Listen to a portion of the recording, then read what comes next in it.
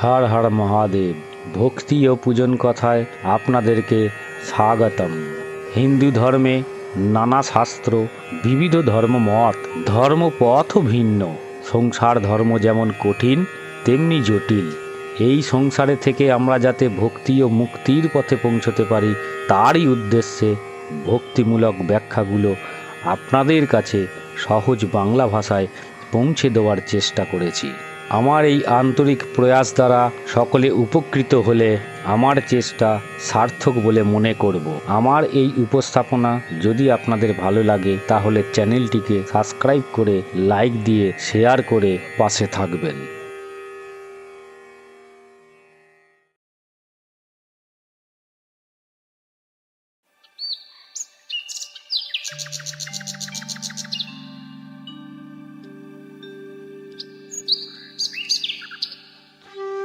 গরুড় পুরাণে বিনতানন্দের প্রশ্নে ভগবানের উত্তর দান। বিনতার গর্ভে কশ্যপের ঔরসে গরুর জন্ম। যে গরুর ছিল শ্রী বিষ্ণুর বাহন। প্রভুকে পিঠে চড়িয়ে সমস্ত লোক সে ঘুরে বেড়াতো, কিন্তু সব জায়গায় তার ভালো করে দেখা হতো না। মনে তার প্রবল ইচ্ছা সে সমস্ত লোক একা একাই বহন করবে। তাই একদিন বিষ্ণুর কাছে এসে অনুমতি নিয়ে সে বেরিয়ে পড়ল বৈকুণ্ঠ থেকে মনুষ্যলোক, গন্ধর্বলোক, স্বর্গলোক ও পাতাল লোক এবং প্রেত লোকে। সব জায়গা ঘুরে কিন্তু কোথাও সে শান্তি পেল না। সর্বত্রই দুঃখ বিরাজ করছে। চিত্তে সুখ না পেয়ে বিষণ্ণ বদনে ফিরে এলো সেই বৈকুণ্ঠ ধামে। প্রভুর সামনে করজোড়ে অবনত হয়ে মস্তক মাথ নিচু করে দাঁড়ালো। প্রভু তখন হেসে জানতে চাইলেন, বলো গরুর, কেমন ভ্রমণ হলো? কোথায় কোথায় গেছিলে? গরুর তখন বলছেন, প্রভু, যমলোক ছাড়া সব লোকেই ঘুরেছি। মনুষ্যলোককে আমার খুব ভালো লেগেছে। ভূর লোকে জম্বুদ্বীপ, ভরতখণ্ডে ভারতবর্ষ নামে একটা জায়গা আছে। সেই ভারতবর্ষের কথা কি বলবো। ওই মহান দেশে দেবতারা পর্যন্ত মনুষ্য শরীর ধারণ করতে আগ্রহী। ওই মনুষ্যলোক সম্পর্কে আমার মনে হাজার প্রশ্নের উদয় হয়েছে। জীবগণ কিভাবে মনুষ্যত্ব লাভ করলো, আবার কিভাবেই তাদের মরণ হয়, দেহের মধ্যে কে অবস্থান করে, যে বিদায় নেয় আবার ফিরে আসে কি করে, ইন্দ্রিয়সমূহ কোথায় ঠাঁই পায়, অস্পৃশ্য হয়ে কেমন করে, জীব কর্ম করে এবং মরণের পরে সেই কর্ম অনুসারে ভোগ লাভ করে কিভাবে, মৃত লোককে কেন মাটিতে ঠাঁই দেওয়া হয়, কেনই বা তার মুখে পঞ্চরত্ন দেওয়া হয়, মৃত্যুর পর মানুষ কোথায় যায়, মৃতজনের উদ্দেশ্যে তর্পণ করার কারণ কি, মৃতের উদ্দেশ্যে কেন পিণ্ডদান করা হয়। আমি সব লোক ঘুরেছি বটে, কিন্তু কোথাও সুখের দেখা পাইনি। এমনকি দেবলোকও তা বিরল। দানবদের জীবনে স্বর্গরাজ্য সর্বদাই আতঙ্কিত। মনুষ্যলোকে আছে রোগ, শোক, মৃত্যু, হাহাকার। এদের সঙ্গে ইষ্টের কোনো যোগাযোগই নেই। এরা সর্বদাই ভীত। গেলাম পাতাল লোকে, সেখানেও ভয়ে ততষ্ট। অর্থাৎ স্বর্গ, মর্ত, পাতাল সর্বত্রই ভয়ের বাতাবরণ।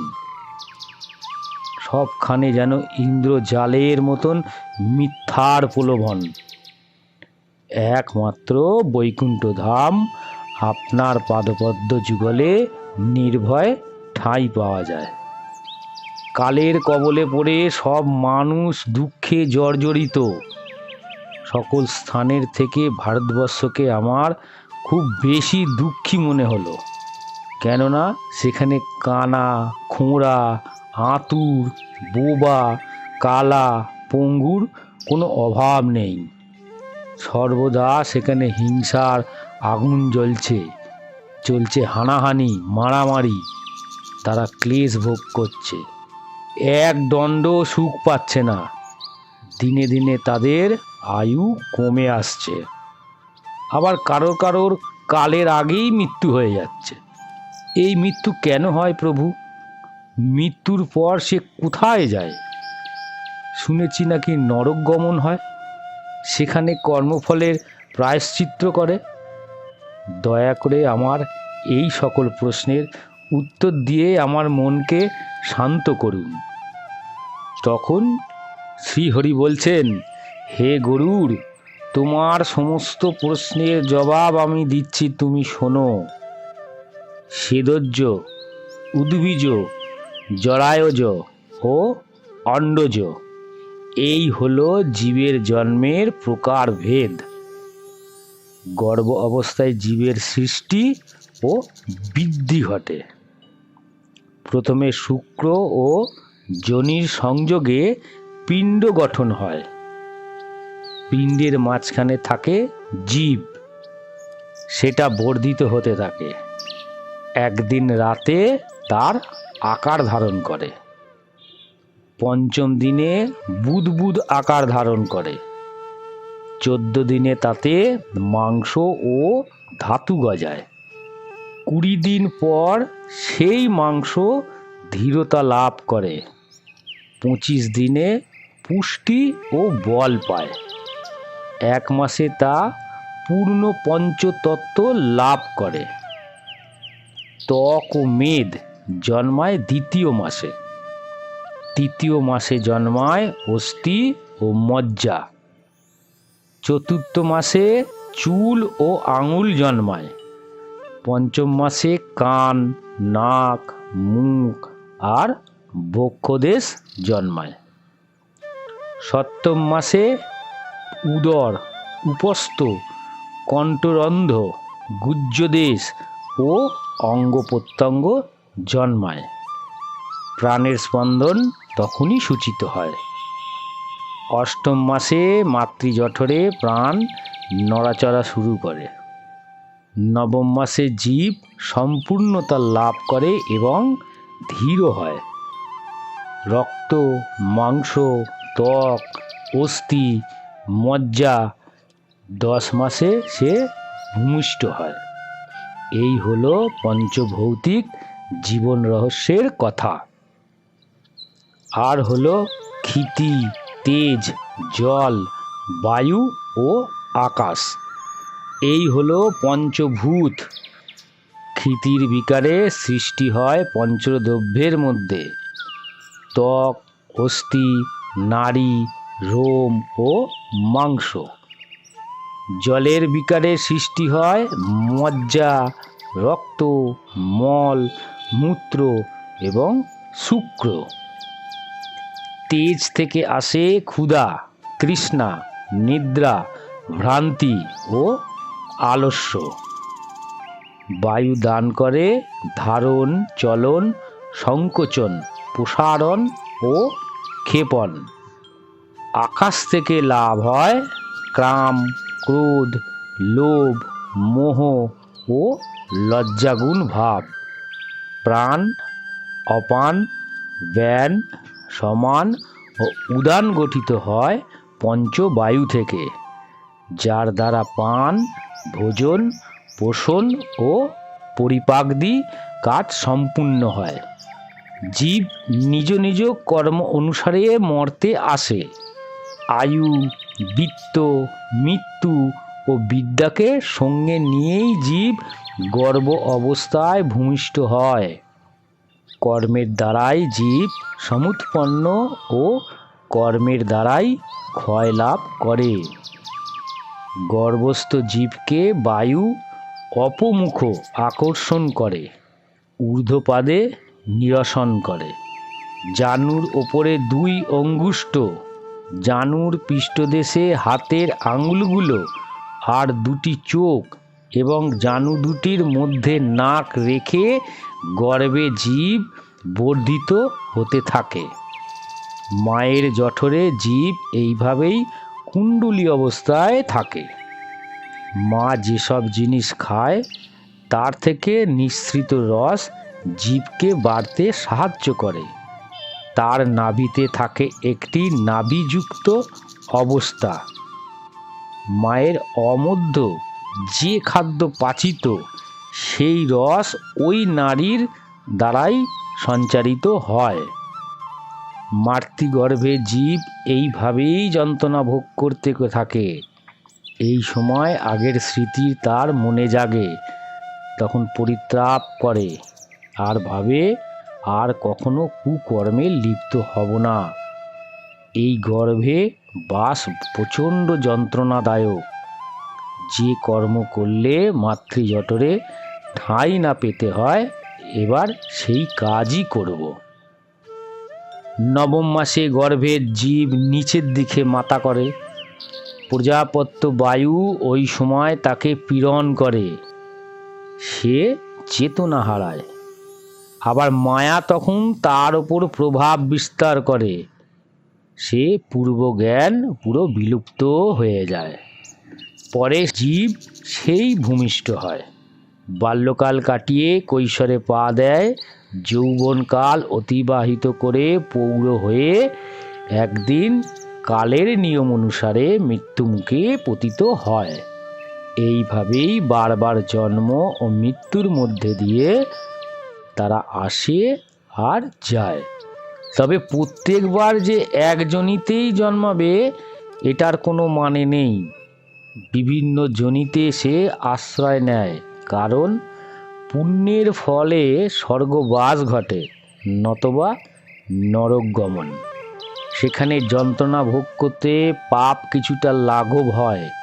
তারপর অবশিষ্ট কর্মভোগের জন্য সে আবার জনিতে লাভ করে পৃথিবীতে ফিরে আসে। স্বর্গে পরম সুখ, নরকে চরম দুঃখ, এই উপলব্ধি সর্বজন জানে। তাই স্বর্গবাসী সুখভোগ করার সময় সর্বদাই মনে আতঙ্ক জাগে, হয়তোবা আমার পুণ্য ক্ষয় হয়ে গেল, আমাকে আবার ওই নরকগামী লোকের মতন দুর্গতি লাভ করতে হবে।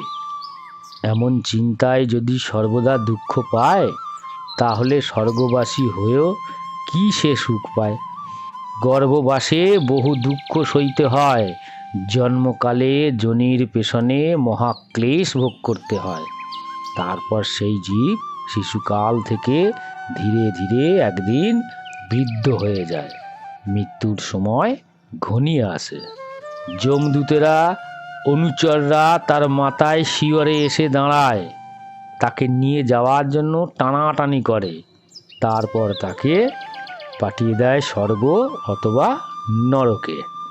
কর্মের বন্ধনে আবদ্ধ জীব বারে বারে আনাগোনা করছে।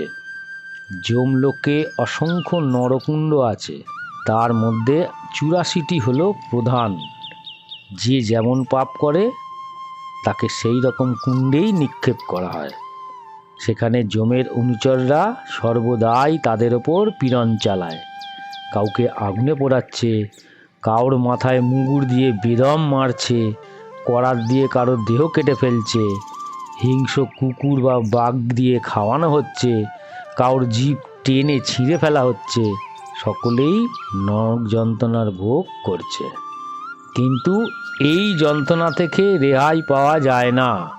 মর্তের দেহ ছেড়ে সে যখন এখানে আসে তখন একটি দেহ লাভ করে, যার কোনো মৃত্যু নেই। কোটি কোটি বছর ধরে আগুনে পোড়ালেও সেই দেহ বিকৃত দেহ দাপাদাপি করবে। পাপীর একদিন নরক যন্ত্রণা ভোগের পর মনে হয় 100 বছর কেটে গেছে। এরপর অবশিষ্ট কর্মভোগের জন্য তাকে আবার পাঠানো হয় পৃথিবীতে। নানা জনি ঘুরে ঘুরে জন্ম লাভ করে। কেউ মনুষ্য জনিতে লাভ করে, কেউ কীট বা কৃমি জনিতে লাভ করে, কেউ জীবজন্তুর জনিতে জন্ম নেয়। কর্ম অনুসারে হয় আবার কালা, বোবা, খোঁড়া, পঙ্গু, অন্ধ, তোতলা, তারপর শুদ্ধ, বৈশ্য, ক্ষত্রিয় এবং সবার শেষে ব্রাহ্মণ জনিতে জন্ম নেয়। এইভাবেই ধীরে ধীরে নিকৃষ্ট যোনি থেকে উচ্চ যোনি লাভ করে এক সময় দেবত্ব অর্জন করে। হে গরুর, তিল দর্ভ সহ সব মাটিতে রাখলে সেই বাড়ি ঋতুবতী হয়। মুখের মধ্যে পঞ্চরত্ন রাখলে জীবের প্রহব হবে। ঋতুপুষ্প নাশে গর্ভধারণ না হলেও বংশ নির্বংশ হয় জানবে। বংশ নাশে পৃথিবীর টানে আবার তাকে ফিরে আসতে হয়। মাটিতে গোবর লেপন করে কুশ, তিল আর তুলি ছড়িয়ে সেখানে রোগীকে শোয়াতে হয়। সেখানেই যদি মৃত্যু হয় তাহলে জানবে সমস্ত পাপ নাশ হয়ে সে স্বর্গপ্রাপ্তি হয়েছে। তখন তিল, কুশ, তুলি শ্মশানে ফেলে দিতে হয়। তিলকে দৈত্যরা খুব ভয় পায়, কারণ আমার শ্বেত বিন্দু থেকেই তিল সৃষ্টি হয়েছে, সাদা ও কালো এই দুই রকমের। এরা দেহকৃত পাপ রাশিকে নাশ করে। কুশের জন্ম হয়েছে আমার লোম থেকে, তাই শ্রাদ্ধে তিল ও কুশ প্রদান করা হয়। এর ফলে দেবতা ও পিতৃগণ পরিতৃষ্ট থাকেন। কুশের মধ্যে জনার্দনের অবস্থান, মূলে আছেন ব্রহ্মা আর অগ্রে পশুপতি বিরাজমান। কুশ, তুলসী, বিপ্র, অগ্নি, মন্ত্র এগুলো কখনো বাসি হয় না, বারবার তাকে ব্যবহার করা যায়। একাদশী, গো, বিষ্ণু, তুলসী ও ব্রাহ্মণ এই হলো পঞ্চ মানবগণের পোত স্বরূপ। একাদশী, গীতা, বিপ্র, ধেনু, বিষ্ণু ও তুলসী সংসার দুর্গের মুক্তিদাতা। দীক্ষাহীন হয়ে কুশয্যায় শয়ন করে মৃত্যু হলেও সে পাপী হয় না, বরং তার বিষ্ণুলোক প্রাপ্তি হয়। মৃত্যুশয্যায় শুয়ে মানব যন্ত্রণা ভোগ করে পরকালে যাওয়ার দ্বার উন্মুক্ত পায় না সে। সেই সময় মাটিতে তাকে শুইয়ে দিতে হয়। এর ফলে তার মৃত্যু যন্ত্রণা তাড়াতাড়ি লাঘব হয়। মৃত্যুকাল উপস্থিত হলে যমরাজ তার অনুচরদের পাঠিয়ে দেন প্রাণ নিয়ে যেতে। মৃত্যুপথযাত্রী তাদের দেখে কাঁদতে শুরু করে, হাহাকার করে, ভয়ে ত্রাসে চোখে বিস্ফোরিত হয়। সেই সময় যমদূতরা তাকে নিয়ে যমালয়ে চলে যায়। যারা ধর্মে শ্রদ্ধাবান, ঈশ্বরে বিশ্বাস, তাদের সুখে মৃত্যু হয়। পূর্বকৃত কর্মের কারণে ভোগের বৈচিত্র্যময় ঘটে। কর্মের তারতম্যের জন্যই নানা যোনি লাভ করতে হয়। মহাপাপীরা মৃত্যুর পর নরক ভোগ করে পৃথিবীতে আবার জন্ম নেয়। যে যেমন পাপ করে সে তেমনি যোনি লাভ করে। পুণ্য আত্মারা বিমান যোগে স্বর্গে গমন করে এবং সেখানে মহাসুখে বসবাস করে। স্বর্গবাস করে পুণ্যক্ষয় হয়, তারপর আবার ফিরে আসে সেই পৃথিবীতে। রাজা অথবা সাধুকুলে তারা জন্ম নেয়, সুখ ভোগ করে। জন্মালেই মৃত্যু, মৃত্যুলেই আবার জন্ম। এটা হচ্ছে কালের নিয়ম। পাপী অধোগতি লাভ করে আর পুণ্য ঊর্ধ্বগতি লাভ করে।